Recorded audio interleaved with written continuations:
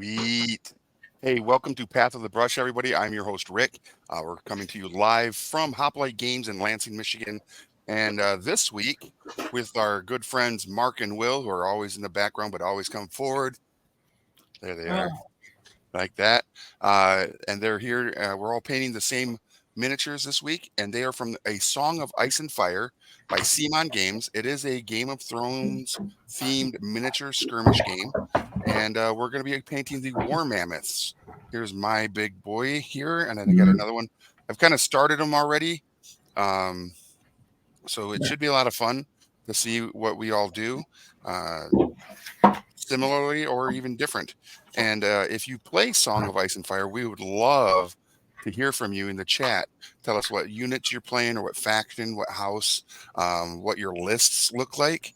Because we just started a league here at Hoplite Games, and that's kind of our theme this season on Path of the Brush is painting to play. And so I am doing a free folk house or faction, and I obviously am going to put War Mammoths in there. I've played a few like games leading up to this league. I'm not very. I'm not one of those individuals that played a lot of war games actually, but because I want to familiarize myself with all the games and all the fun stuff that the people that come into the store are playing. I'm deciding I'm gonna dip my toes in some. I got my butt handed to me pretty solidly in my last game versus the Starks. So hopefully I can readjust my lists and come back to the table and play a much better game. So again, if anybody out there watching has played A Song of Ice and Fire and you have some tricks or insights on the uh, the units and how they work synergistically for the free folk, please let me know. You're going up against the Starks. Is that when Rob Stark was leading the charge there? Well, yeah, Rob Stark was the commander of my opponent's forces, and had, I think it was Greywind on the field, and I just couldn't really keep up with him again because I'm kind of new, like I said, to the whole wargaming scene in that aspect. I love painting the miniatures. I just haven't really played the game so much. Right now, I'm on the tusks. I'm putting down some mummy robe from the army painter as my base. I really like it when I do like teeth or um, other things like that as my base, and then I'll do some browning to kind of give it like an aged ivory look. And then You said that was mummy robe? yeah, it's called mummy robes by the army painter. Okay. Yeah. Speaking of mummy robes, Yeah. did you ever see when they were trying to do the reboot of the Universal Monsters? Did you see the mummy? Who was that? Was that Tom Cruise in that? It was Tom Cruise. Yeah. What were your thoughts? I thought it was an interesting Premise on it, right? yeah, because you had you had the mummy. Mhm. You had Dr. Jekyll and Mr. Hyde, played by Russell Crowe. Mhm. And I don't know what they were thinking as far as like introducing like the werewolf or Dracula, or if they had already kind of done it in the reboot or the reimagining of that universe. So Yeah, it just kind of fell flat a little bit, right? yeah. I mean, they didn't continue on with it, but Mm-hmm. Bella Lugosi has some big shoes to fill. How would they? How would Right. you even try? You are what's his name from Bram Stoker's Dracula? Gary Oldman. Gary Oldman. Yeah. oh yeah, He's an amazing character actor. Yeah. Yeah. Well, now Gary Oldman's has some big shoes to fill. Right. Yeah.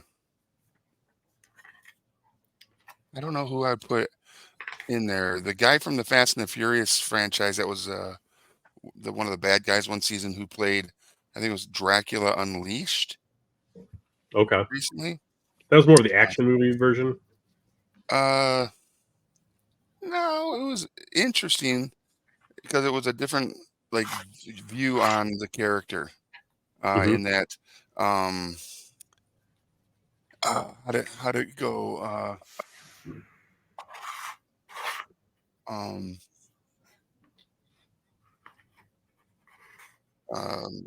it talked about how he was the prince, and he was taken away by the um, the Turks, I think it was, Okay. and basically as payment from his father losing a conflict with them, and then he comes back, and then he hears about this creature that lives up in this mountain. He goes up there to find out what it is. It's a vampire, Big and shot. yeah, and he gives him. What? I think it's the same guy who plays the guy who played oh, what's his name in House um Lannister, the dad. Oh, Yeah, yeah. ow. To bring it back to Game of Thrones. I see what you've done there. Yeah, well done. Yeah, I think it was Tywin Lannister played the vampire in the cave that gives Dracula his powers by letting him drink his blood. Played by Charles Dance. Is that his name? English actor, yeah, Charles Dance. Yeah, okay. I can't look at that guy anymore and not just see him as Tywin Lannister. So, Yeah. Yeah. Plays great villain, right? Oh yeah. Some people He get was in- stuck with those roles, like him. Yeah, for sure. He was in another movie that I thought was super funny, where he played the king, and it was in Your Highness with the guy from Pineapple Express, Franco, James Franco. Yeah. Yeah, and Danny McBride, which I thought was hilarious. It's not the This Is the End one, right? Is it? No, it's a fantasy version of a really bad D&D movie, right? Where James Franco and Danny McBride are brothers, and it's the main character is Danny McBride, and they go on a quest to save Is there a James female? It was Well, man, what is her name? New Girl, Zoe Deschanel. Zoe Deschanel. Yes, thank you. That's great.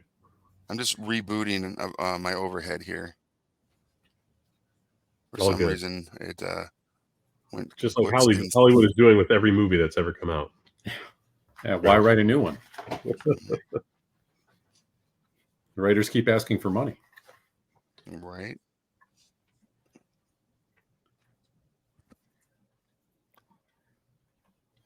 So Will and I are priming right now, and Will, you said you were doing a version, the prequel to Slap Chop. Basically, yeah. All right. Here we go. So I do a black prime first, and then I kind of dry brush over that with a light gray. This white primer goes on too chunky. Powdery almost. Yeah, you want to get into the weeds with it. Apparently, the white pigment has to use titanium, and this has big binding molecules, and it turns into it looks like cat litter. Ah, So I like the light gray. nice.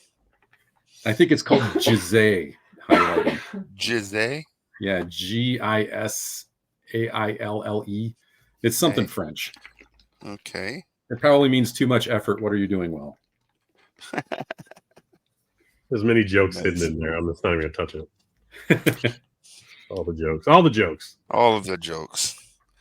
All right. So these war mammoths, right? They've got so many like tusks that aren't just their natural tusks, just hanging off of them. And like, I don't know if you guys know what these are, but on the sides here, I Mhm. don't know if you can see it in the overhead now. Saddlebags No, or the There's- weapons? there's like these things here. They look like they could be ribs or like some sort of leg bone or something. But Like maybe they're whale bones, maybe, or you know. maybe, yeah. That's Something not like actually that. on the mammoth I've got. He's got some shields on the side Okay. there. Well, some sort of armor. Yeah, this one has Yeah, a that's shield on it. one side, and the shield on the other. Yep.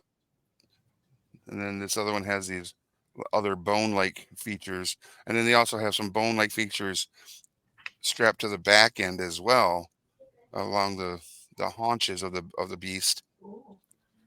And I'm curious if those are like if one of the giants just needs to grab a weapon, they just pull this giant bone out and just go to town, right?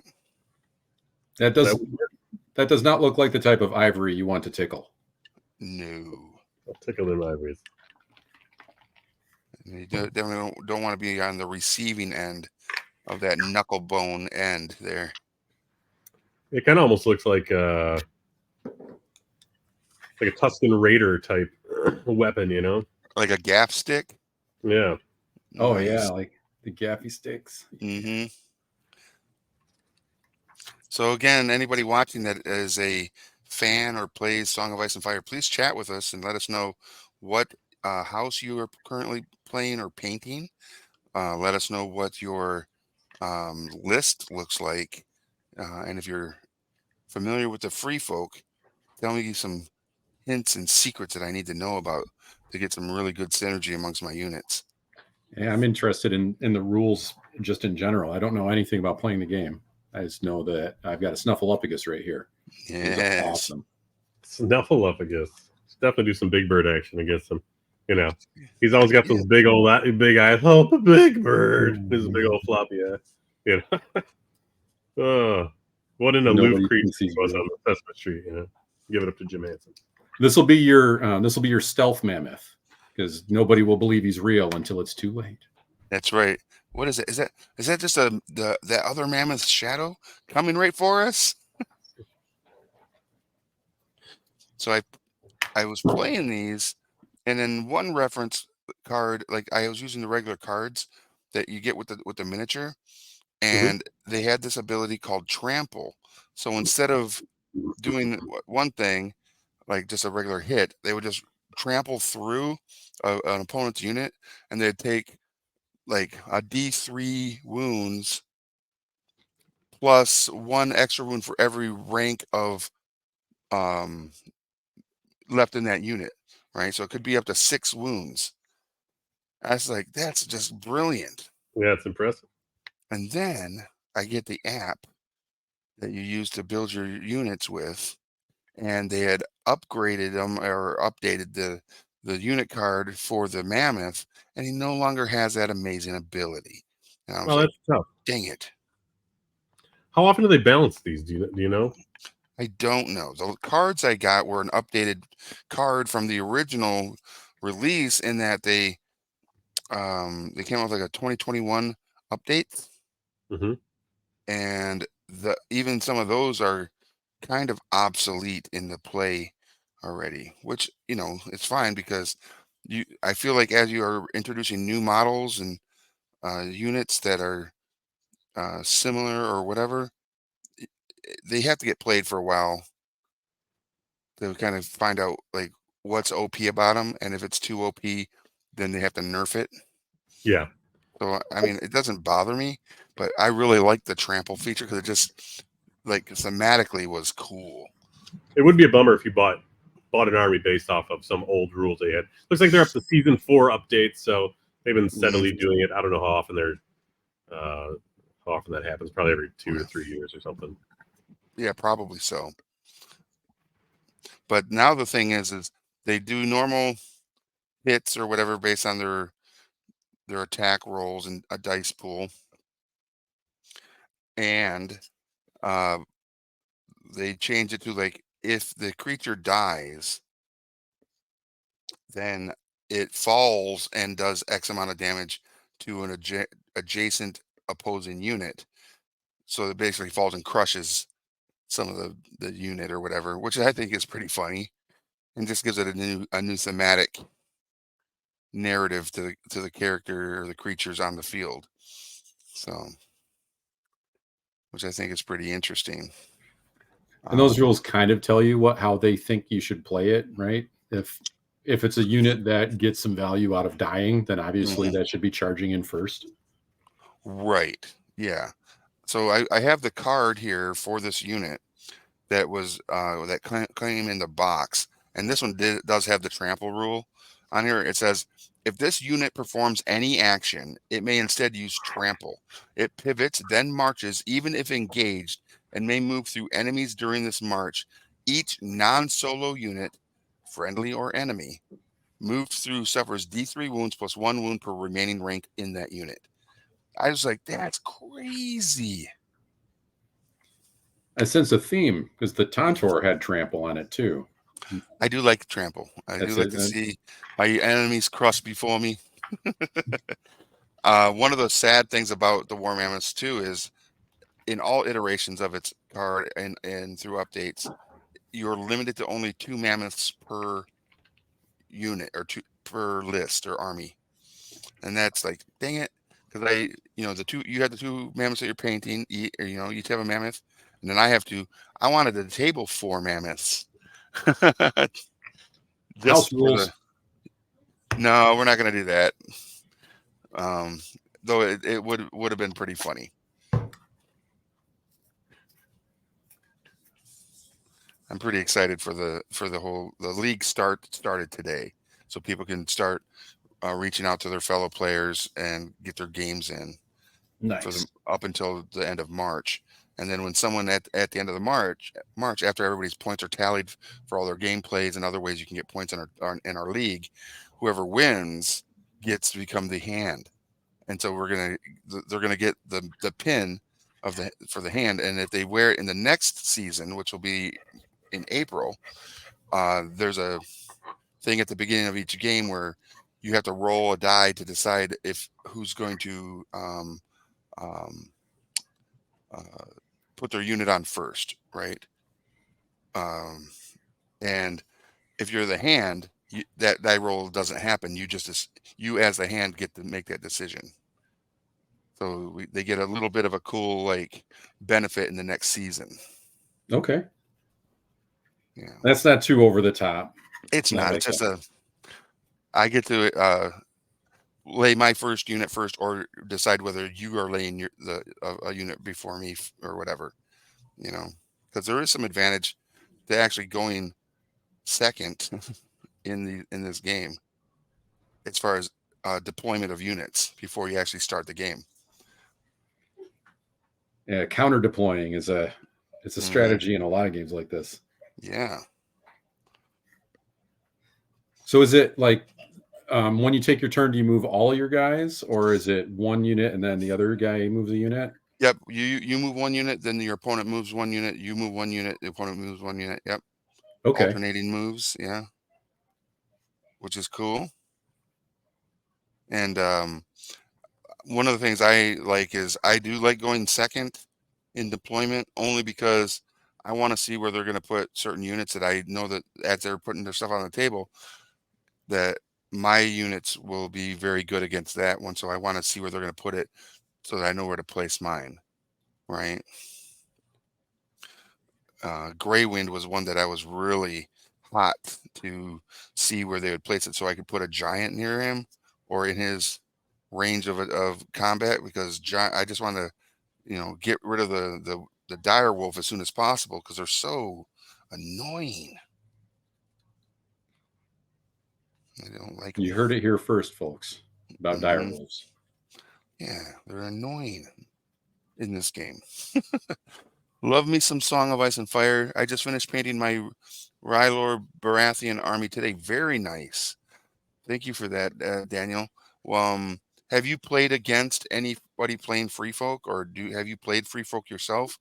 And if so, can you give us any insights? That's the unit or the faction I'm playing in our league. And I do have at least one of every unit type for the Free Folk to pull from. Do they have giants? Oh yes. Oh man. And the giants are sick in regards to what they got going on.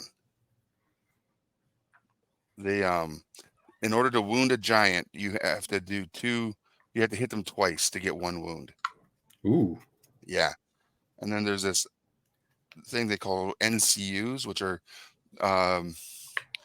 characters that are off the board, but make some. You can do an action to put them on a different thing that allows you to manipulate board state or do something to a unit.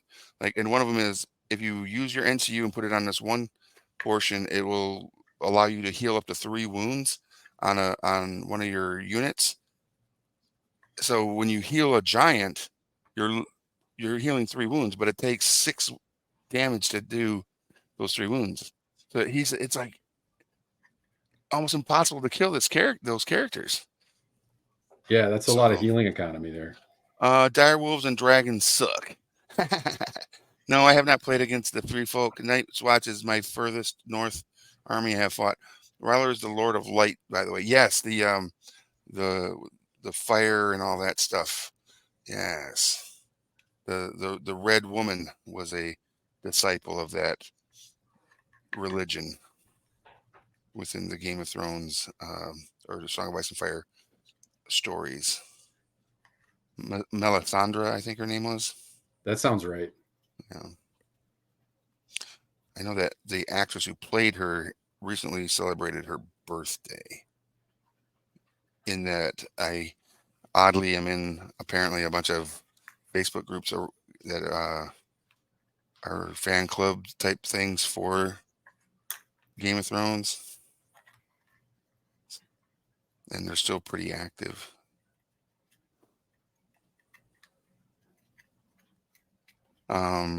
For those of you watching as well, if you did not know, the company Simon Games that makes the Song of Ice and Fire miniature game that we are currently painting has a Kickstarter right now or not a Kickstarter, a crowdfunding campaign on GameFound for a Song of Ice and Fire tactics miniature skirmish game, where it's more like think like Necromunda or Kill Team, right?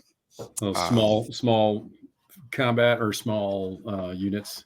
Yeah, almost like just individual characters grouped together on a team, right, to go against an opposing faction or house. But they also have a scenario which is very Simon Games, right? For anybody that's familiar with their brand, they do a lot of crowdfunding to raise money for their games, and they did one called Cthulhu Death May Die, and they made almost a 2 foot tall Cthulhu model. And then they did Marvel Zombies Zombicide. Yep, that game right there. Nice. And then they did Marvel Zombies Zombicide, and they made a Galactus, which is a little over 2 foot tall, that could be interchanged to be normal Galactus or Zombie Galactus. And with this new tactics, they got a 78 centimeter tall Drogon dragon, full adult Drogon, on this ruined castle, and that's a diorama play where you're trying to fight Drogon. Wow! Right? It's freaking crazy. Daniel says he's played against the Targaryens, the Greyjoys, and the Night's Watch. Still new to the game.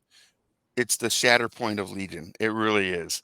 But you can use the minis that are in tactics also in the Age of a Song of Ice and Fire miniature game that we're painting for right now. So they got all these cool alternate sculpts for a lot of the named heroes of Game of Thrones, and the Baratheon, not Stannis. Who was the king? Was it Baratheon? Yeah. In the first season, he was the one that gets gored out. Basically brings Eddard Stark to King's Landing to be his hand. Robert, thank you so much, Daniel. Yeah. So Robert Baratheon's miniatures, I think he has 2 alternate sculpts in tactics, one on a horse and one where he's just standing. He's got this big antlered helmet, his giant war hammer. It's so freaking cool.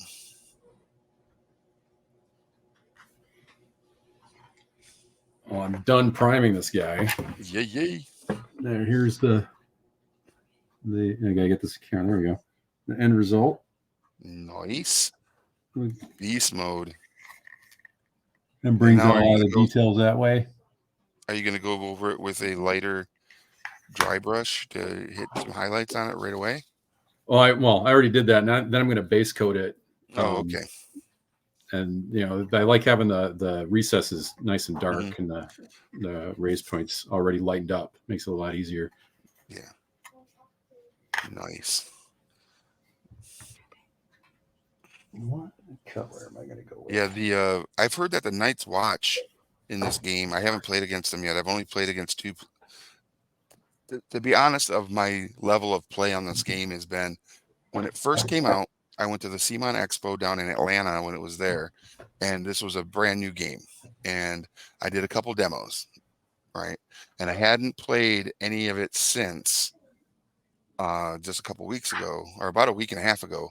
I played a game against someone else who had Starks, and then just a couple days ago, I played against another one of the league players who's going to be using Starks as well. And so I only have experience fighting as or against the Starks, because when it first came out, you only had the Stark Lannister box set, starter set. So I'm pretty excited for it. And how much do they have covered now? I got to look them up. Night's Watch are a good counter to Rylor. They don't panic as well as other armies do. That's awesome.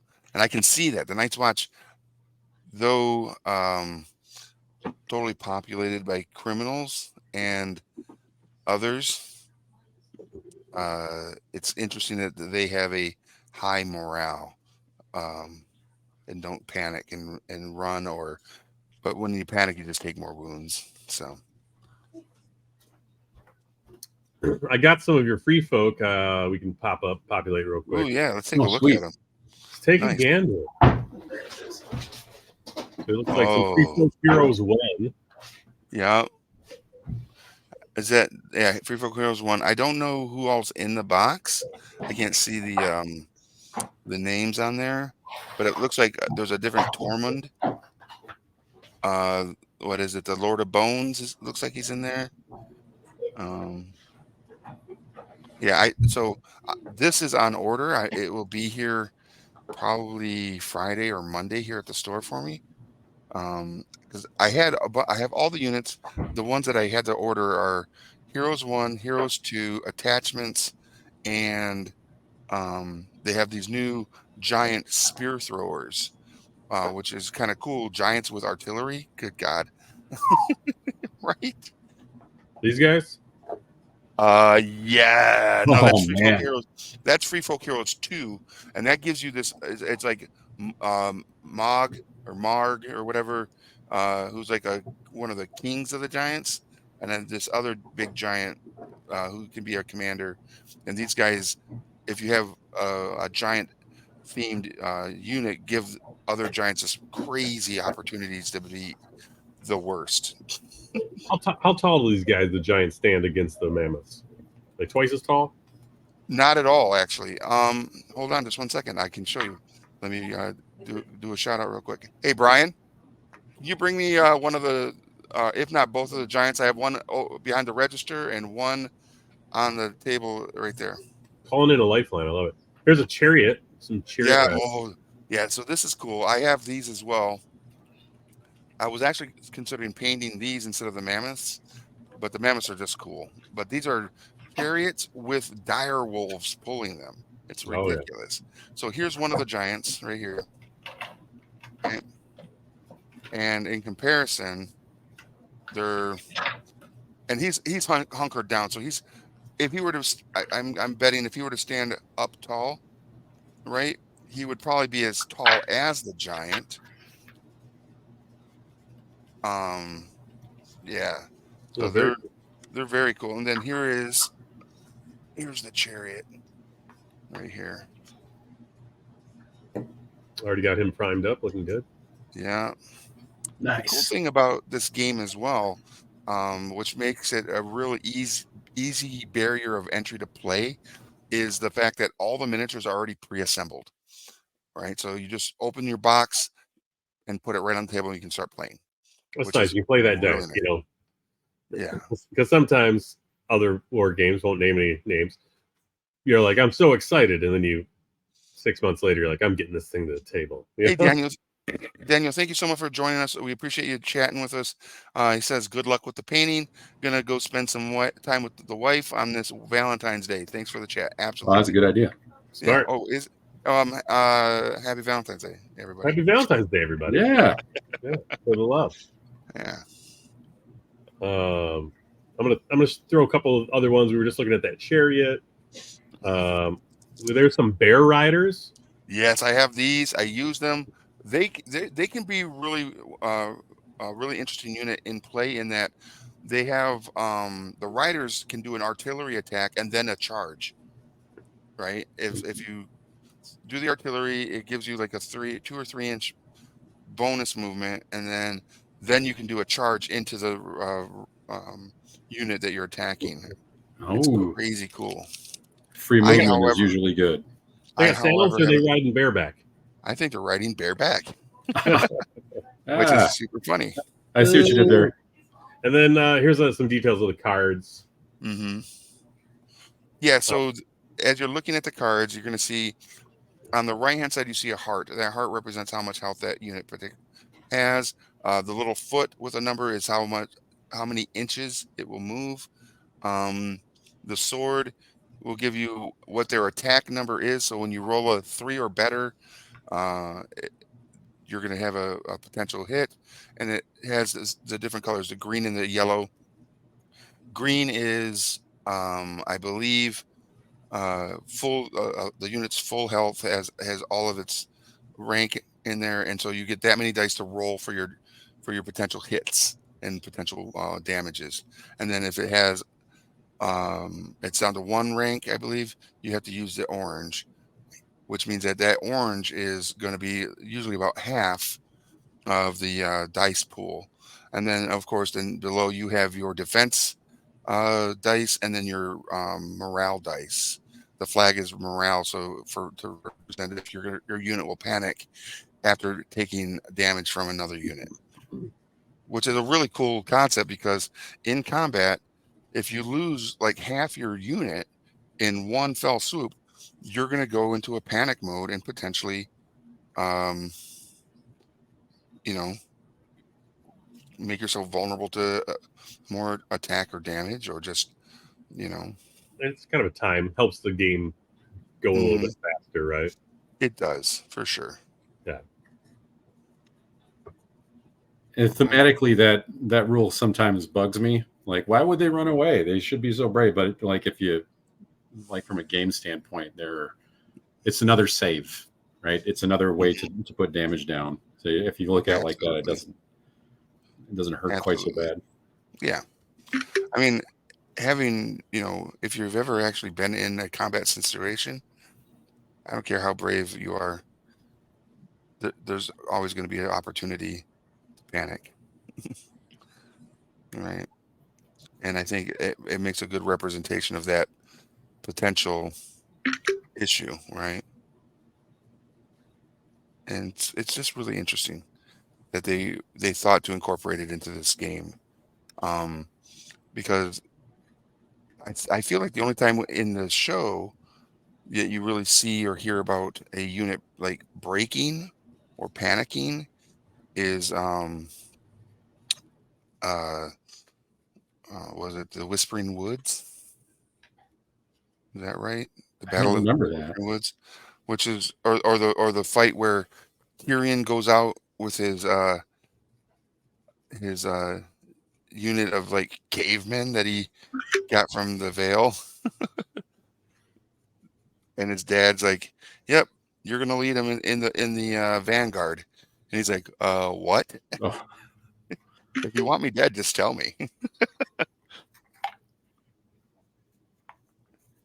I'm pulling a few other images for Baratheon here next, and there is a mechanic as well that there's like people that like a separate board that's like holding court. Basically, is this correct?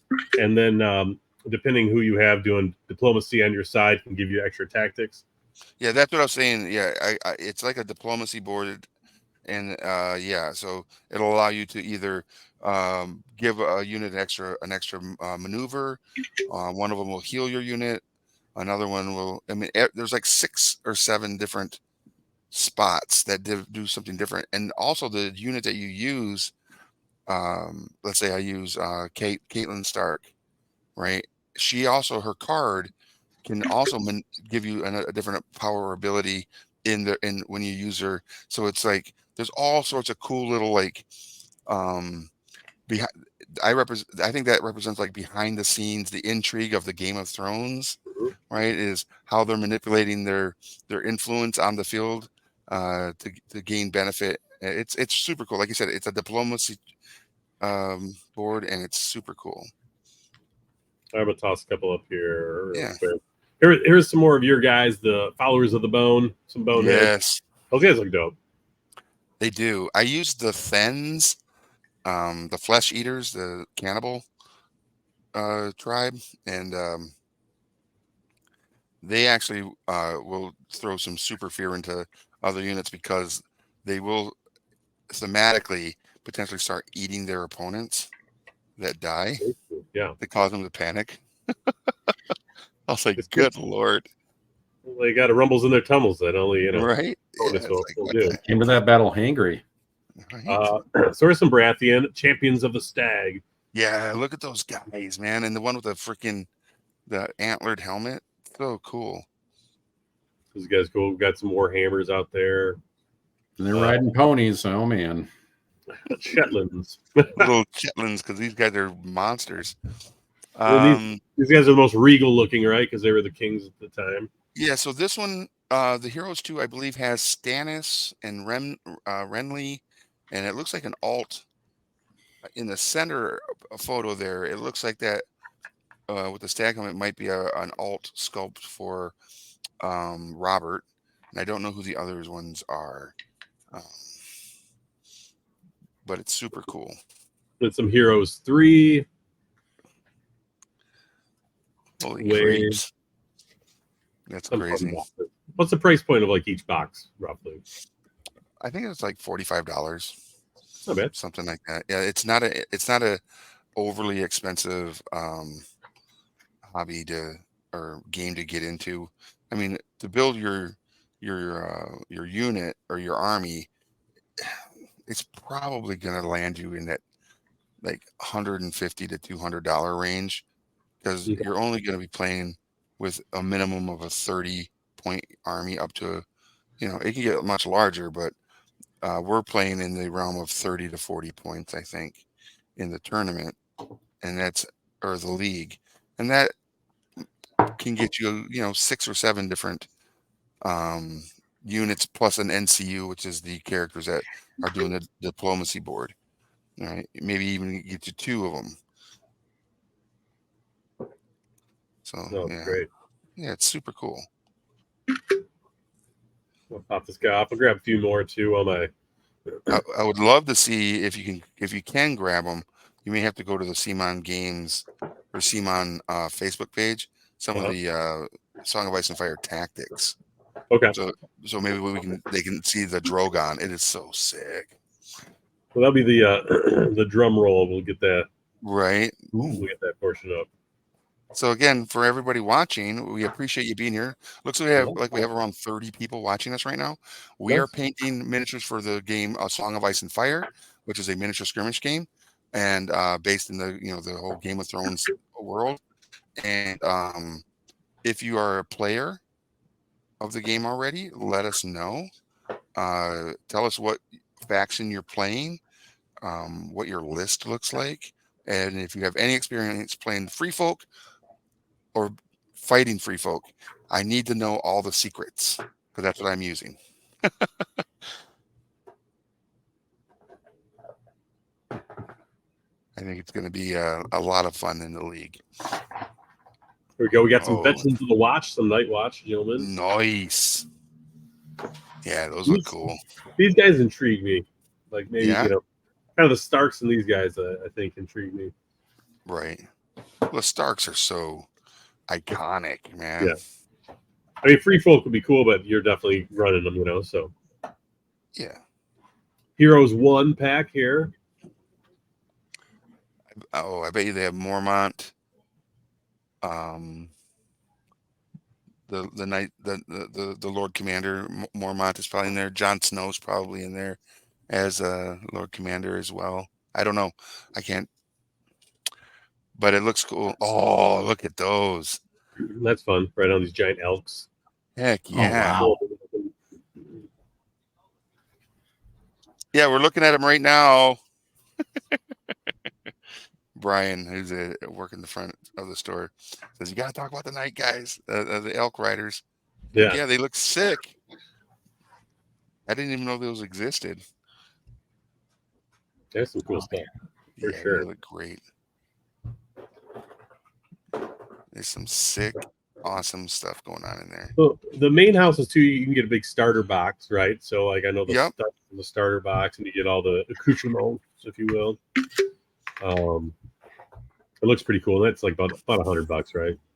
Yeah, right around there. Yeah, Yeah. about $99, I think they are. Let's And show you. again, when it comes to war games, that's a pretty good price point for a starter box, because a starter box should get you your 30 points to just, again, start playing right out of the box. And we're looking at the Stark starter right here, which is a great starter. I think it has Robb Stark and Eddard and Grey Wind is your wolf out of there. Definitely seems like a starter. If you're doing a main house like this, a starter box is definitely a good place to start. Yeah, absolutely. So I have 2 free folk boxes, starter boxes, because I wanted all the giants. Granted, there's only 2 of the main giants, the savage giants. There's only 2 sculpts, and even the giants in the starter box are those 2 sculpts. It's those heroes 2 for free folk where you get 2 alternate skull or 2 different giants that are different sculpts. I would love to see some more sculpts, which you'll get those with the spear throwers, but some of these units have some amazing alternate sculpts that you can get, and one of them is the mountain. So you have the mountain that just comes in the regular box, right? And he's kind of standing there and he's got this sword in front of him and he's just a beast, right? Then they made an alternate sculpt called the Mountain Who Rides that you can put in your cavalry unit. And he's on this horse. And I don't know if I've ever shown you guys, but on my main phone, the Mountain Who Rides. Or I'm sorry, no, this is just the Mountain. This is another alternate sculpt. Sorry. So I've had him on here since like 2017, 2018 is my main background. So amazing miniature, super fun to paint because there's so much like metal, and I like painting knights in metal. The only thing that was crazy about this is it had, they wear yellow because of their allegiance, and so the yellow, the new contrast paints had kind of just come out by Games Workshop, and so it literally like opened the world to yellow because it's such a good, the contrast was such a good color. And but you can also find that same kind of amazing yellow in the speed paints by Army Painter. So yellow is not as tricky as it may have been in the past. And with Barothians or Baratheons and the Mountains men who all wear yellow, makes it a little easier and looks amazing. So even though the game is more aligned with the yeah, back to the Starks. The Lannisters. Yeah. Oh, there's yeah, there's another dang, that's a different sculpt. In the back there, back right. Yeah, back right. That's a different sculpt of the mountain. Good God. They must like sculpting him. Because Or they just know that you like their sculpts of him.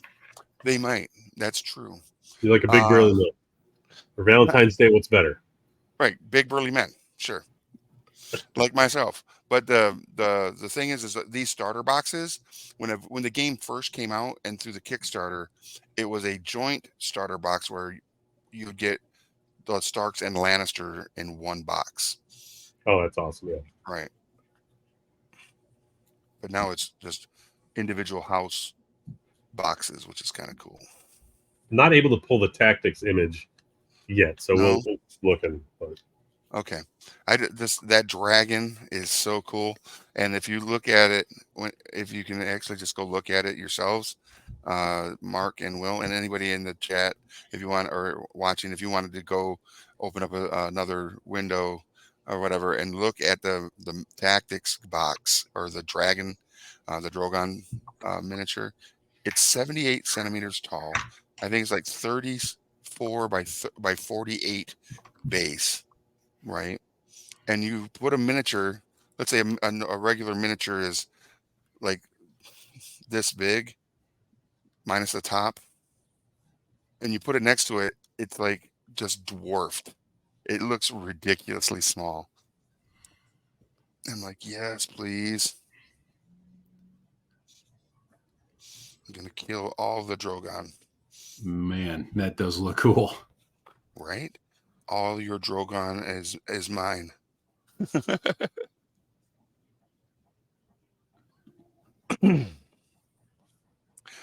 So on all the ivory stuff that I did, I put I tried it with this sand golem speed paint to kind of give it that weathered brown look that it just I'm gonna have to go back over it and do like a dry brush to give it back a little bit more ivory. But the mummy robe underneath definitely gave it a different like pop for me, and I don't dislike that. But I am not overly happy with just how richly brown it is. So I'm gonna have the wonderful thing about painting is you can always make corrections and paint over your mistakes, or you know,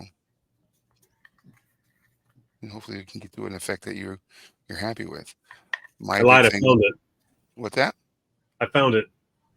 Oh, nice. Oh yeah, that's not it. That's not it. That is not it.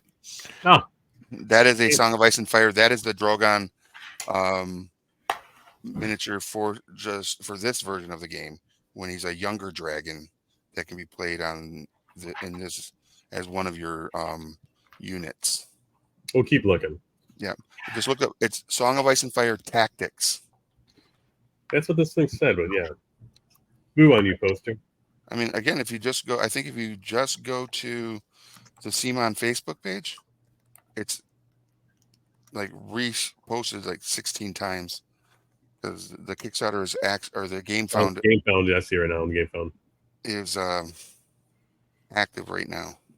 I think they have 7 days left. All right, let's give a little love to them. Oh wow, that's wow.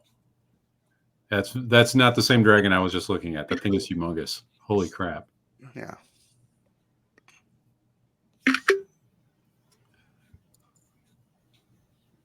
Kudos Yeah, to it not is. having it prepped up early on, but this is fun to be able to just grab it.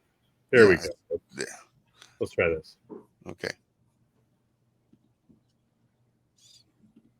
I just like to hunt, right? This is one of the things I enjoy. Yes. Look at that. That thing is a beast. And the miniature that you play with in this game are like no bigger than that castle wall that's on the break underneath his head, where it has that little jut on the bottom and then it has the base of it. That is how big a miniature is compared to that. Is that little jut at underneath his head near the actual ground base off the wall. Really? Yeah, Yeah, the that's picture I so- found, like the other minis that are on it, they could easily fit in his mouth. Yeah. It's so cool. See if I can grab that.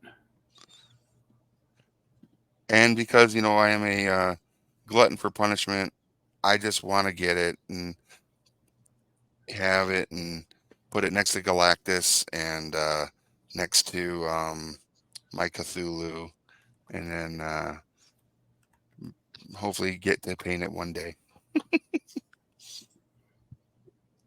Just get Jeff to do it. He loves painting toddler-sized models. Oh, absolutely. But here's the thing. Jeff wants it as well. Oh, I can see that. So, yeah, it's pretty exciting. All right. Click. All right. Yeah, here. I'll slap it up here in just a sec. Just kind of a close-up of his mouth with a couple minis right next to him. Yeah, look at that. It's ridiculous. Oh, That's so cool. and you can, and he plays as a character, like you're fighting him as Diorama. Yeah. There's like a trap door or a secret passageway that takes you to the top of the tower, the tall tower, so you can attack them at advantages above. Okay. Yeah, it's super cool.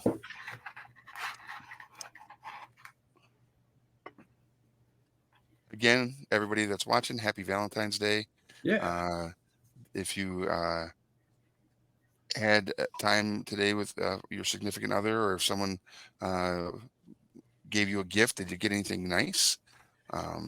Did you get taken out to dinner, even though it's kind of dinner time now for some folks? For me, dinner's like 2:00 because, I'm an elderly person and such, and I don't want to have dinner too much sooner than or earlier than when Jeopardy comes on, because Long ago, I decided I'm not old unless I start calling it supper. Oh, If I start calling it supper, then then I've gotten old. wow. Making some Also vittles. true. Yeah. I feel like supper and dinner are regionally named meal events, but are they're synonyms of the same thing. But I like that you're like, yeah, no, it's just the way old people say it. That's how my grandpa called it. So it's like, well, okay. Now I know that's the threshold. Nice. It would be a cool character for this game, and especially for the free folk, because I feel like the free folk have like this world's version of the barbarian, right? And if it were an alternate universe, I feel like there would be a very particular barbarian that would maybe go up and become part of the Night's Watch, and then he would be like, wait, they're all men. We are men, the realms of men. I'm going to go help the ones to the north. And he would break his bonds and he'd move forward, and he'd probably have a female companion that he would meet in the north, and some wild creature called a Ukla, the Mock or something. And the character, the princess and sorceress would be Ariel. So Thundar the Barbarian, I think, would be a great add-on alternate miniature. Oh, there he is. There's our good man Thundar.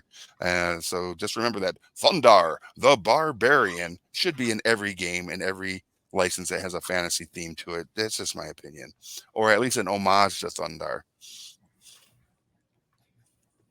We talk about this so much. Do they have any action figures or anything? They do, and at the actual video studio, I have an original Thundar action figure. Oh, no kid. Yeah, no kid. Yeah, and you got a still from the show too, don't you? I do. I have a couple stills, art stills from Thundar the Barbarian, where he's just kind of like doing some weird stuff, and then I have some from Conan as well. The old Conan, they did a short run Conan animated show as well, and I have Conan doing some other weird actions and stuff. So it's super funny. One thing I loved about cartoons back in those days, it was easy to pick out as a kid. There was always, like in He-Man, there was always that scene where he'd run down and then he'd look that way and look that way, and you knew that's how they saved animation costs. Right. That on a different background. Always trying to pick that kind of stuff out. Yeah. Like, so everybody's talking off screen. Yeah. When I worked at Diamond Comic Distributors. At the building that I worked at is where the owner had a lot of his personal collection of collectibles and things, and he also was like the main warehouse for one part of the business called Diamond International Galleries, which is where if he bought like all these different collections and stuff, they would all come there for processing, and then they would either get put on eBay or he'd put it in his own personal collection or whatever. It was a big operation in that regard. But I learned so much about the animation styles of the early, like the 70s and early 80s, where, like you said, they would take an action sequence of a character, and it was just an overlay, right? And in that overlay, you would have the character do the thing, but the background would be a cavern, right, or a forest, or a field, all right. But they'd have that same, like you said, run in and they'd look in it, but it just had to change the background. It was so interesting. That and color forms. There were so many color forms in that warehouse. It was ridiculous. There's a few cartoon shows that have like more recently they like poked at the fourth wall a little bit with that. I think Okay. one was Big City Greens, where they like half of the episode was just black and the actors were talking. Okay. And then at the very end, they're joking about how this is all to save money, so they can go to a very expensive surprise at the end. They're like hinting at going to the fair or something. But Okay. right before the credits roll, Tom Hanks starts talking to him for like 5 seconds. Okay. So they saved all their animation money to get Tom Hanks as a voice actor. Nice. That's super funny. I feel like that. So, on seasons 1 and 2 of Pass the Brush, we had a guest, Alex Knaus, Resnova Games. Well, we're going to be doing a podcast called Warzone Eternal I want to call it the Warzone Eternal Podcast. Not, where it sounds like it's Warzone, the Eternal Podcast. not Warzone Eternal, the podcast. But one of the things we want to do is always have a funny comedic shtick where someone of great import within the gaming industry that everybody would want to talk to or hear what they have to say about a certain topic would be our guest, but they never make it. Right, or at the very end, we're like, "Oh, sorry, we weren't able to get a hold of X or Y, whoever the individual is, but we'll try again next week. So stay tuned to the Warzone Eternal podcast." That'll be good. When you guys starting that? I think after Adepticon is what we discussed this past Friday. We're gonna meet up and have a chat about it. And we're probably gonna do the podcast right here at the store. That'll be great. Yeah. I hope your buddy's still up for dancing. It's the one thing I remembered from our meeting you guys at Adepticon. We danced every time we saw each other. That's right. Oh, you're talking about Brian. Yes. Mhm. That's a different guy. Yep, Brian CP Still. All right, I finally finished dry brushing. Finally? Yeah, I put a little too much black primer, but it's just perfect like this. We should just leave it like this. That's a really cool look. It is, Yeah. brings out the look.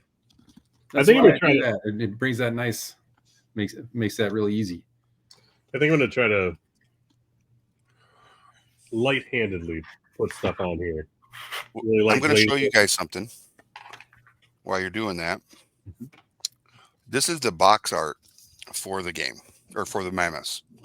And what you just showed me kind of gives me the vibes of this particular one. right? It has a little bit more of a grayish toned fur, where this one has a kind of a brownish, right? Yeah. Interesting. Yeah. See what we can do here. I've got my terracotta base coat coming on. Oh, terracotta. Nice. Very nice. One day I'll figure out how cameras work. One day. I should show you the results from. Finally got the ice jet or the sea jetner all set up Oof. from Conquest. So I love those shoulders. Yeah, it Oh, looks so scales on good. the shoulder. Yeah, this was kind of The other one looks great too. looks Oh yeah, great. Yeah. big crazy turtle shell. Oh, that guy's just jam packed with details. Yeah. Yeah, so he's real cool. But so yeah, I actually Very got him on the table last Friday, so it was fun. Nice. Yeah, I saw that. I did. Sadly, I did not get any pictures of last Friday's like game night, Mhm. and I wanted to so bad because you had your Jotners on there versus a bunch of like drakes. So it was like dragons versus giants, Yeah, and I was like, God, Oh, it who are you looks so playing? good. that's Jacob. He was doing his. Oh, he bought his dwag. No, we were not actually doing Conquest, unfortunately. Oh, I was proxying him for an Age of Sigmar. But yeah, he was playing his Stormcast Eternals and all dragons, so that was pretty cool. Yeah, it was really cool.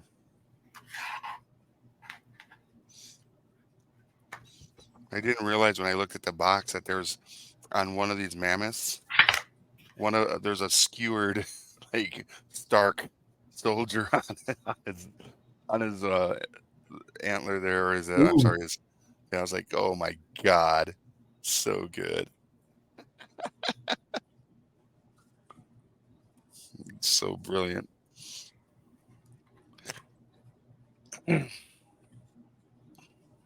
All right.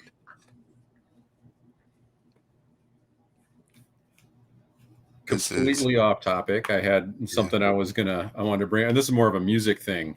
Okay. And I know that's more up Mark's alley, but that's right. it just kind of occurred to me earlier this week that walking among us are people who have actually seen Kool and the Gang play Jungle Boogie live. But that would be tight, yeah. Like they're out there, and you would think their souls would glow after Right. seeing such an event, right? I think they would.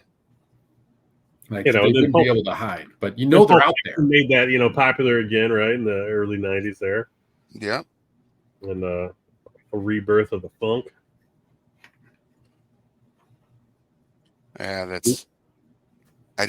I was never blessed with that that opportunity for musical engagement. You've For those had of you that so don't many other know- interesting stories. Like, what have you been to a lot of music shows? Yeah, they get way too Any many. wild stories? I have some wild stories for music, sure. So I used to be the production manager and head of security for Five Finger Death Punch, Right. a heavy metal band. Also Saving Abel, and in that time I also did some work with Hatebreed and All That Remains, and a band called Rains out of Fort Wayne, Indiana. And yeah, there's some wonderful stories when you're riding a tour bus across the United States and Canada with a heavy metal band. Oh, But man. you know, but I can't speak to those Right. on the stream. That's a But different era. I will say yes, there was definitely some eye-opening events. And if anybody has the opportunity to ever go and do that, do it. Just for the experience of saying, so you can say, yeah, I did this once and it was really fun and interesting. And I learned a lot about not just myself, but the how other people do stuff.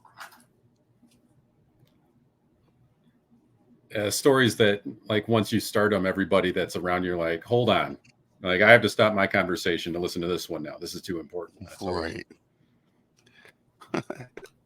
And for everybody watching, if you did not know this, the intro music was done for the show Path of the Brush here that you're watching was done by Mark, and that guitar riff in there is it'll get you.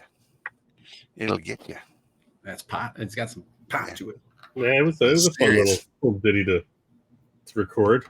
Yeah. It definitely get you kind of like in the mood to like, yeah, we're about to do this thing. Let's do it. I always want to buy a motorcycle, and then I'm like, when I really get the hair to do so, I generally will buy a guitar instead or something like that because I'm like, it's safer, you know. Yeah. Very much so. For sure.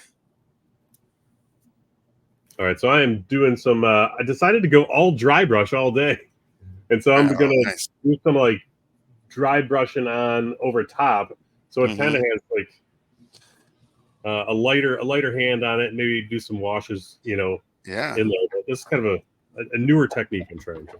Yeah, I like that. It looks amazing. And again, for everybody watching, our kind of like, or at least my mantra and rule is, you know, painting miniatures doesn't have to be stressful. It should be calming and should be fun because you're painting to play a game, right? And though a lot of folks who are like apprehensive of starting to get into this hobby are apprehensive because they don't feel they're going to do a good job or it's not going to look perfect. And if you've never painted something, that's exactly right. It won't be perfect. But you will still do a good job because you at least put the effort forward to do it. And the cool thing about miniatures is after your first miniature, every miniature you paint after that is going to be gradually better, right? And to the point where maybe you will become someone who's competing for Golden Demons or Crystal Brush Awards or The Worthy. There's all these different painting competitions out there. But I paint for what I like to call 3 feet away or tabletop, just so I can get it on the table and play with my toys. So if I'm painting my miniature and let's say it's up here in my face, yeah, I'm going to see all these flaws and I'm going to be like, oh, like that doesn't look good. Oh, I just went over that because it literally is painting within the lines and painting by color, painting by number in a lot of aspects. But after you do your bases and you do all the other things and you make the little corrections you need to make, when you're playing with it, it's 3 feet away on the table and you're gonna be touching it and the paint's gonna potentially rub off and all this stuff. But if it looks good at 3 feet away, you did a great job and should applaud yourself for the effort that you put forth. And like I said, every miniature after the first will gradually get better. So paint more miniatures or paint your first and join us on the path of the brush. As you started painting them, Rick, what was like once you got to like a few in your belt, what was the first real big lesson you feel like you learned? So I started painting in the 80s. And in the 80s, we didn't have the wonderful paints we have today. So I didn't really get my first like awe moment in painting miniatures until I re-picked up the brush when you had all these wonderful Army Painter, the speed paints or not the speed paints, but the war paints and stuff. And someone told me about doing a wash. I was like, oh, I've never done a wash before. And I was like, okay. So I'm sitting there. I think I was painting a troll. And after I got done painting all the bases, and I was like, yep, that's what it looks like because that's how painting is. And then someone said, oh, you should put a wash on that. And I was like, a wash, huh? Yeah, I've never done that before. And then I took like a strong tone and I did a wash over the miniature. And I was like, what just happened? That miniature has depth, has, the different layers are popping off of it. It doesn't look flat and 2-dimensional in a 3-dimensional model. I was like, what is this witchcraft? And why am I now like going to be like doing this on everything? And then you overwashed every Model S since then. Oh, yeah. For like the first 10 or 15, Yeah. I was like, yep, I don't know how this actually works, but it looks better than what I was doing. And then I went and I watched a couple videos and I was like, oh, you can do spot areas or you don't all have to use strong tone every time. Do a soft tone or do a flesh tone, you know. Or the quick shade, strong tone, where like you just dip them in, Dip you it. know. I've not used this stuff since a while, but Army Painter did it right with this stuff here, and it shows it's like grab it with some pliers and just dip your man in. That's what, it's a game changer, especially if you're like batch painting an army. Yeah. Oh yeah. Yeah. So that was like my big oh wow moment in painting was when I was given the instruction to wash a miniature. Right. And I think a lot of people would be like, well, that has been around for a long time. It's like, yeah, but it just wasn't in my toolbox and I wasn't around of a lot of other painters for many years. It was just me doing my thing and I wasn't like jumping on the internet and learning from others. I was just like, yeah, I just want to paint some miniatures and I haven't changed my process for a decade. Well, yeah, back then it was all like personal experimentation and what we found in magazines for the most part. Yep, absolutely. Reading Or Dave Taylor's articles. those lovely old guys that would hang out and there were the railroad model guys who would Right. just drop some wild knowledge on you on like how to make that stuff Yeah. look good. Well, I learned a lot of my early painting techniques before the wash process was a thing by reading an article in old Dragon magazines called Through the Looking Glass by Rob Bigelow, who is a store owner in used to be in Waukegan, Illinois. Now he owns a store. His store is called Friends Hobbies. I believe is in Kenosha or just over the border in Wisconsin now. But he wrote an article for Dragon Magazine for many years called Through the Looking Glass. And it was painting miniatures with the materials that we had available to us in the 80s and early 90s. So, that was my extent of knowledge for a long time. But since then, I've gotten to paint with amazing painters like Mark and Will, right? Who are just phenomenal and have backgrounds in art and design and all this stuff. And then I've also had the privilege of sitting next to like Dave Taylor, who's an amazing painter in our space. And he and I used to do a show called Painting Happy Little Minis. And I would sit next to him for an hour, 2 hours a week for almost 3 years that we did that show. And then during the pandemic, when there was a light, like, how certain states had heavy restrictions and quarantine stuff, and then some other states were like less so. Virginia was a less so state for a while. And on Wednesdays when I was there, after everybody was after the lockdown, but they were still letting some people out, you could go have small gatherings.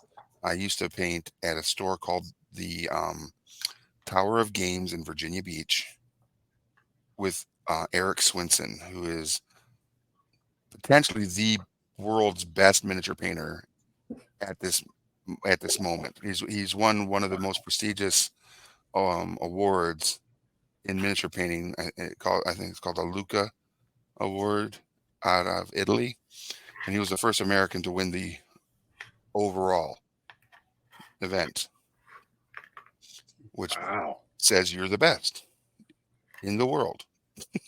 So Pretty amazing. yeah. And so I was going every Wednesday and painting miniatures with him. And it was just like, when you get around other painters and the painters that have a much higher skill level than you, it definitely, like me, I'm going to help some people get better, truly, but I find myself getting better because of the company I keep. You look at that C. Yoten that Mark did. There's some technique on there that is just like I gotta know how you did that thing, right? And every time I see the works that Mark and Will and our good friend Jeff are doing with the airbrush, it makes me feel like, all right, I need to legitimately add. Look at that thing; it's ridiculous. I legitimately need to add airbrush into my toolbox. So, yeah, Yeah, one thing I always still learning too. Like sometimes, I want to add a wash to it or whatever. I Mhm. ended up putting a blue wash on top, and it kind of like flattened the cool gradation from the airbrushing. It yeah, worked for this guy because he's scaly and has those effects, but I still had to go back and dry brush some of that gradation back on. So yep, it's always like a bit of a trial and error, and it's like yeah, the happy little the little mistakes that happen. I find that that's kind of good too. You're like, how do I work around this mistake I Yeah. have? And now I have a right. story about him, and I like him more. Right? Oh, absolutely. That is absolutely one of my favorite moments. Like I just messed this up and then I turn that mistake around and it looks awesome because of that Mhm. mistake. Right. Absolutely. Well, yeah, learning every day, and the inspiration you guys bring me is like nuts. Like I wouldn't be down here in the old hobby lab like every night or Mhm. maybe not every Wednesday, but Right. you guys inspire me to do so, and got a lot of work there.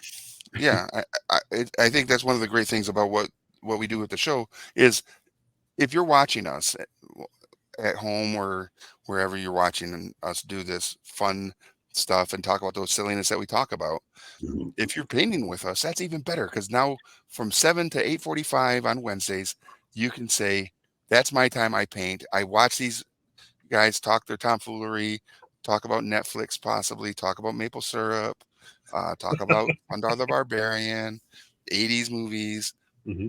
but you get to sit here and chat with us if you want, or just paint with us, right? Because that's what we want. We want you painting miniatures.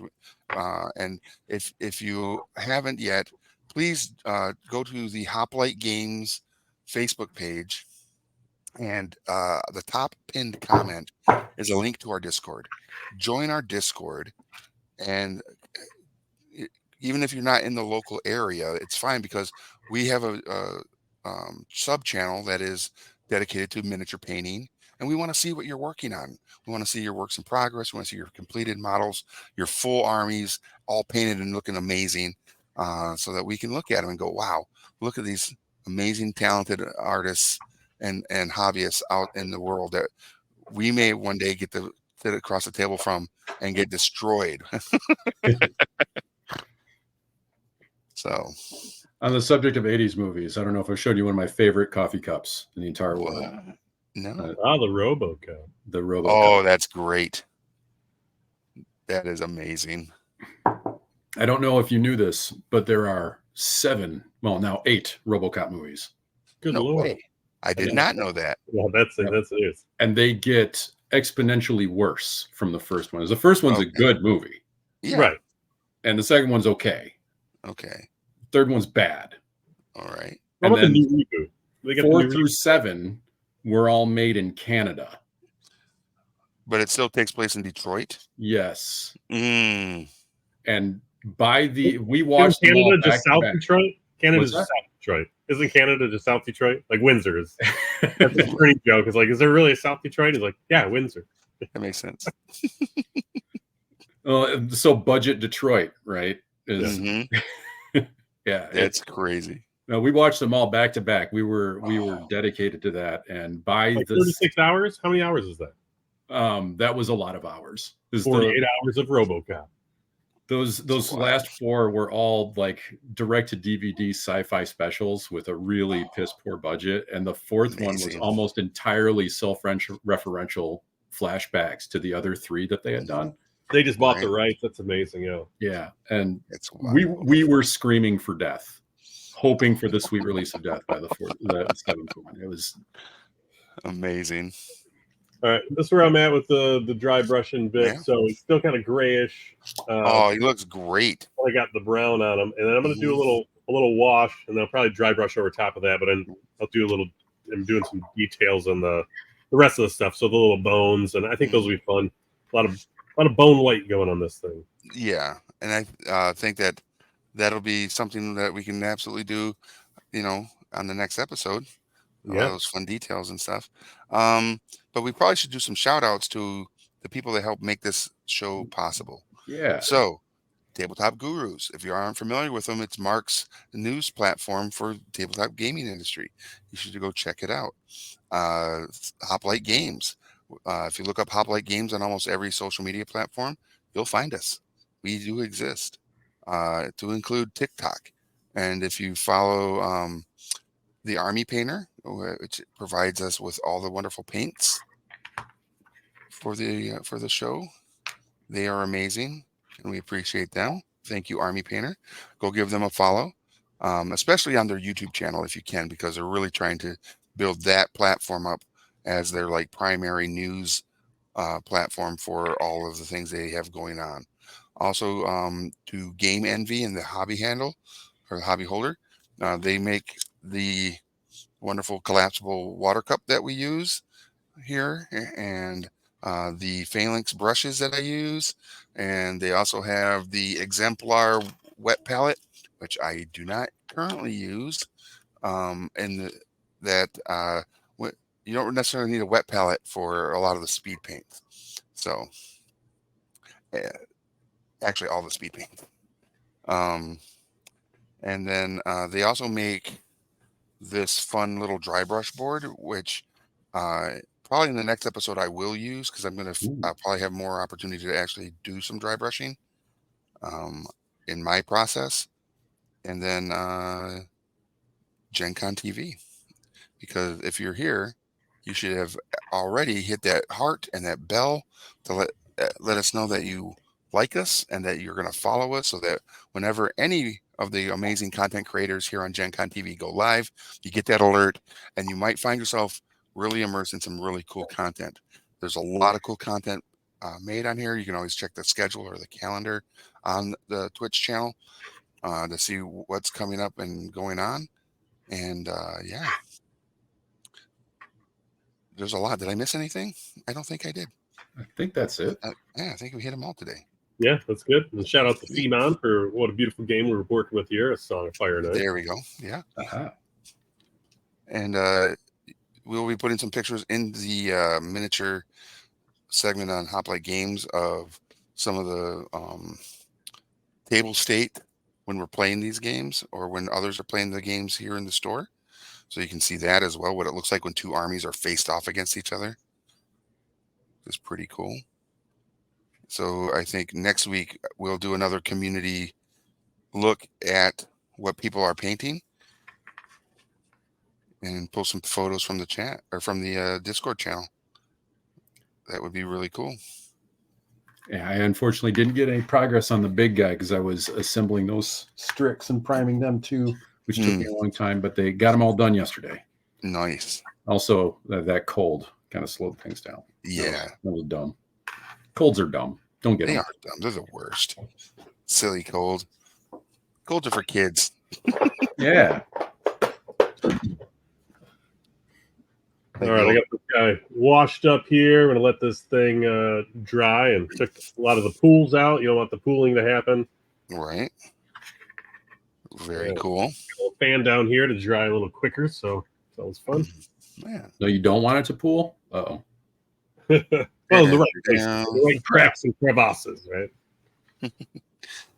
Speaking of other content here on Gen Con TV, coming up next after we're done here at 8:45, at the 9 o'clock Eastern time, I think 6 o'clock Pacific, Actor Roki will be on, which is a fun new look at tabletop RPGs and how they are delivered.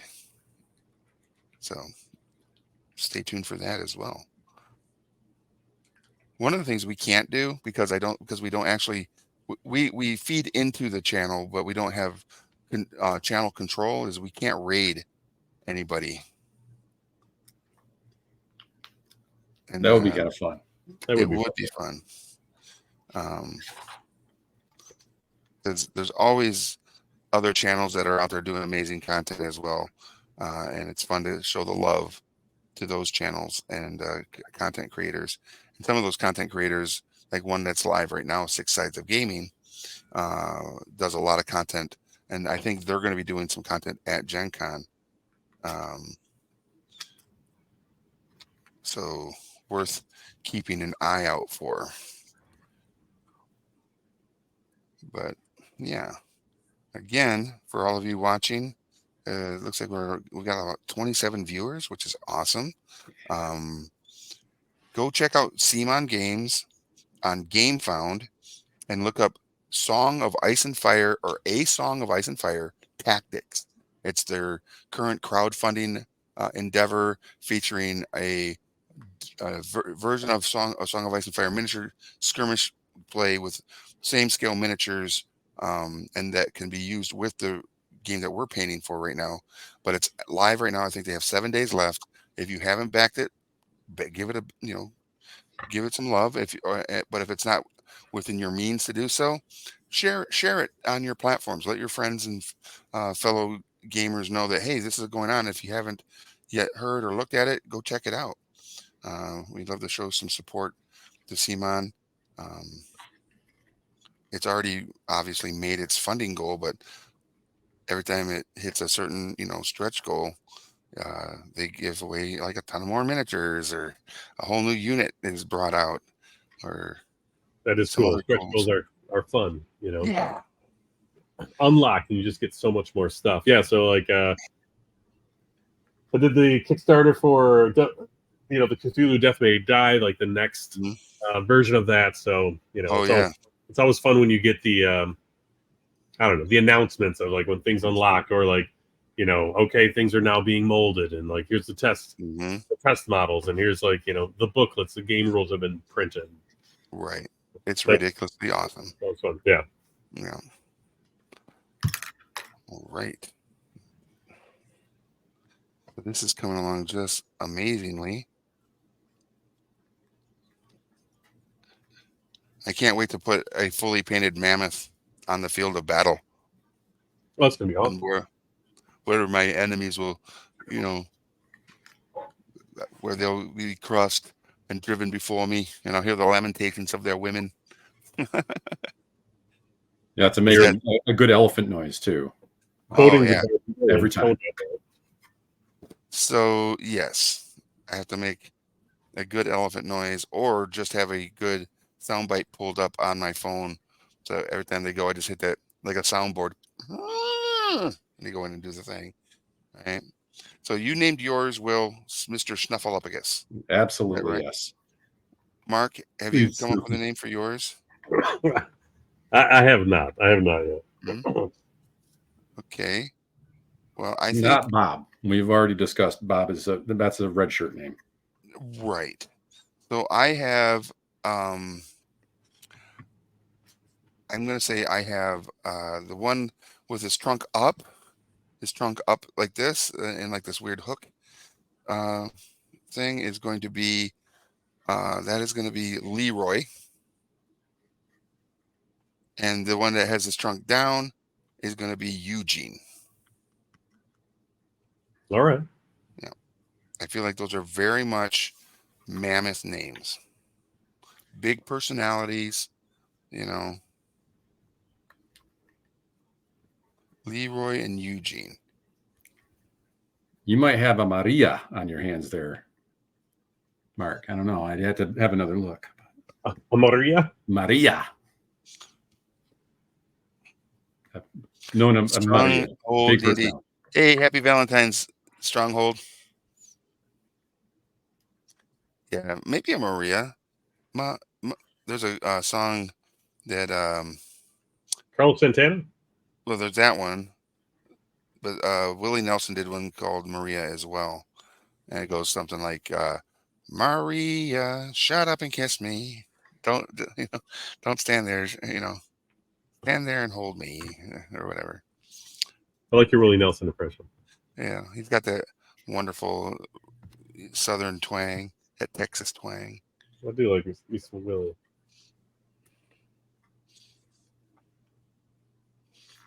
All right. All right. These satchels on the side are actually pretty cool. Yeah. It's like I wish I had a bike that had saddlebags like this. Reminds me of City Slickers. Remember that movie with Billy Crystal and it's got Jack Palance in it. Yes, Jack is like it's The hardened meanest- cowboy Yeah, and Billy Crystal's line. He's like, "Look at him. He's weathered like an old saddlebag." Yes. yes. So I've been watching the Lord of the Rings movies again, and I watched I watched The Hobbit today, the Battle of the Five Armies or whatever, Mhm. and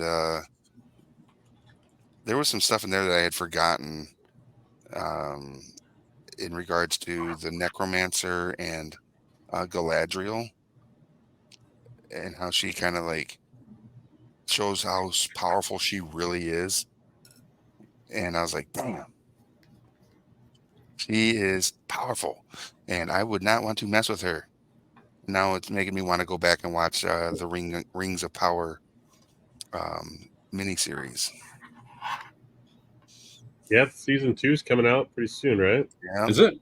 it's supposed to be. Yeah, And then they got the actual new Lord of the Rings movie coming out too, and it's slightly different universe, not universe, but it's like telling of it, Timeline. right? Oh, I see. So it's not the same creators. Some people are angry about it, but it's good to have some depth in it, you know. Yeah, yeah. Are they doing the Silmarillion? What? I don't know. The Silmarillion? I thought it was a Silmarillion. That was the pre novel, right? Yeah. It's like it has some of the history and lore, and then it also has some other weird like side story content in it as well. It was like it was the one day that half of the party didn't show up, and they're like, "We got to go on a side party, I guess." All right, we got to go on a side quest, Yeah. You might as well explain how the universe works then. right? So good. So in Game of Thrones, though, what's one of your favorite scenes? And that's for Ooh. everybody watching too. Please drop us your Game of Thrones favorite scene knowledge. I mean, I'm a huge fan of royal weddings. Okay. Yeah, I love a good royal wedding. You know. Are you talking about the Red Wedding? Oh, maybe. Or the Purple Wedding. Yeah. Okay. The Red Wedding was a very cool scene and super shocking for those that hadn't read it and then watched that. It was like a lot of reaction videos were made. Do I stop watching that? Do I stop Yeah. watching now? I was like, you're so invested. Yeah, it's so interesting. How about you, Mark? It's another gory scene. When the mountain smashes the head of that one guy. Oberon? Yeah, that fight was just an amazing fight leading up to that. Yeah. And then that part was just like, ugh. Right? This is why it's on HBO. Yep. It's gruesome.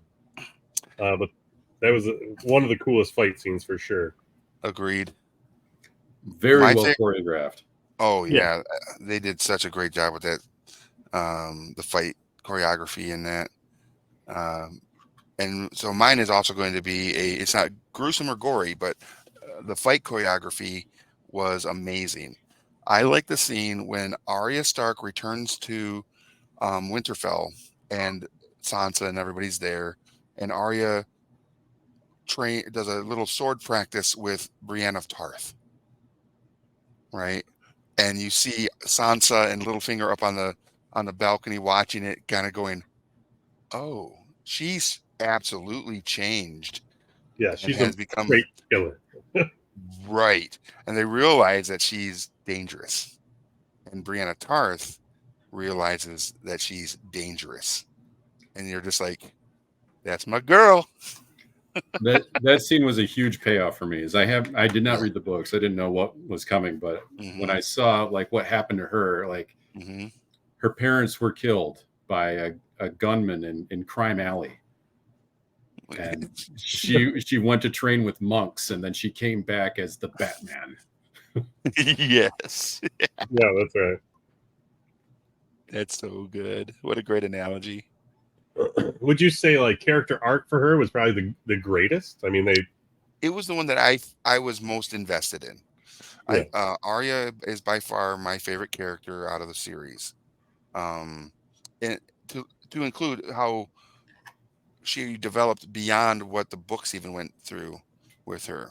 I was just like really impressed with how the writing just around her as a strong-willed child becomes a strong-willed young lady who becomes a strong, powerful, deadly character. And it's like, yep. And and she's not like what's the term, Mary Sue by any means. No, She earned every blood stripe she got. Right, every talent she gained, she earned it through pain and suffering and sacrifice. And so you can't ever say that she was anything other than the most focused in some regards, because he's just great. What a great character. I'd once read that like when you're telling a story like that, nobody wants to see their hero win because they got lucky, right? Mhm. They want, and she never ever got lucky. No, God, no. Nope. Yeah. One of the scenes that I didn't like in the series, not because it wasn't a fulfilling scene or that it didn't have purpose, is I did not like when Dickon Tully decided to sacrifice himself with his dad for honor's purpose or whatever. Because I was like, no, you are a good person and you loved your brother who was Samuel Tarly, right? Who was Jon Snow's best friend and would have made a great leader of House Tully. Yeah. But, through honor and all that other stuff, he wouldn't kneel with his dad, kneel before um, Daenerys and got put to the torch. I was like, dang it. And plus, I like that actor anyways. I think he's a fun actor. He's in the Umbrella Academy. Yeah, he was really good, quite talented. Yeah. It's still like Game of Thrones had that ripple effect, not like with Daddy Lannister, right? Now that's all you Mhm. can see him as. Yeah. That's who he is. Yeah, I think like I also- saw him in Godzilla, and like I know, well, he's a villain because he's Daddy Lannister. Look at him. Right. I think people getting into fantasy mainstream as well, that it's just such a catalyst for it, Yeah. and the such strong female leads, which has not always been the case in fantasy. Mhm. Um, Right. so yeah, just really opened up the whole genre, the whole like, Mhm. you see so many more females at cons, and Mhm. it's awesome. Yeah, absolutely. And even in like, I would say like war gaming is one of those things that is like slowly breaking through as well. And even at Mhm. DEFCON, it was definitely way more diverse, which is amazing, and that's what Mhm. we want to see out there. Yep, for sure. Particularly in the fantasy war games, like Age of Sigmar had Mhm. far more ladies playing it, and always Mhm. has. Yeah. 100%. Yeah. Michigan GT had a good showing this year, and Yeah. This past year, yeah. Absolutely. All right. I think looking good. All right. So, in this last 5 minutes of our show, I just want to again throw a few shout outs. Again, if you haven't yet, go to the Hoplite Games Facebook page. Top comment pinned is a link to our Discord. Please join our Discord. Become one of us on the path of the brush. Show off in our miniature sub channel all the cool miniatures that you're painting. If you haven't yet, hit that heart button or the heart and the bell And you'll see right next to it is that wonderful purple thing that says subscribe, right? If you haven't yet subscribed to the Gen Con TV channel, hit that subscribe button. And one of the things you can do is if you have Amazon Prime, you get a free subscription to one channel, right? And you can use your Amazon Prime on this, so it'll give you that option. So use Prime membership, boop, and it doesn't add any cost to your Prime membership or anything like that. It is just a part of the membership. So anything that is done through subscription only helps bring great content to the channel for you, the viewers, and we already have some amazing content, but there's always room for more, and every little bit helps. So if you can, hit it. And then it also says, if you're already subscribing, you can always gift a sub, which is kind of cool too. But yeah, Hoplite Games, get it, and we're also on Instagram and TikTok. Hoplite Games Lansing on TikTok. Check out Tabletop Gurus. Check out The Army Painter. Check out Game Envy, and yeah, I think that's it for the shout outs again. And I feel like you should follow it up with and check out these guns. Yeah, or these trunks. Yeah, on these war mammoths, because they're sick. Yeah. And yeah, go to CMON.com or CMON Games or CMON on every social platform and give them a follow. And if you give them a follow, make a comment under one of their pictures or one of their posts and say Path of the Brush sent us. If you don't already follow them, let them know that, hey, we're here because this crazy group of guys painting miniatures every Wednesday has inspired us to come look at your stuff. If you don't already, go look at their stuff on the regular. So, yeah. Love it. Yeah, once you get some tusks on this thing, it starts to look like like a war mammoth. Yeah, like a war mammoth. Do they got little dudes you can stick on them? They do not. Things to do, man. Little dudes. Yeah, get it right. They'll be in the wave 5, Right. They're hiding in the saddlebags. That's right. You can put Safest bodies place. in that saddlebag for sure. Heck yeah. That's funny. All right. Oh, I'm not going to progress anymore on my miniatures tonight. I'm going to save some more for the next episode. Yeah, and they are looking fun and good. So, again, a big shout out to everybody that watched tonight. If you hung out the entire time, awesome. If you just are jumping in and out or whatever, awesome. We appreciate you. And we'll be back again next week at 7 p.m. Eastern, continuing the painting of our war mammoths. Big shout out to Mark and Will, always in the background, always coming up front and making the show even better with the great commentary and hangout that we get with the show. I feel like this is the best format for us. It's just us hanging out, painting some wackadoo minis, right? So make sure you follow us and come back and watch us in our next show. So until then, pick up the brush, throw on the paint, don't eat it, and we'll see you at your friendly local game store.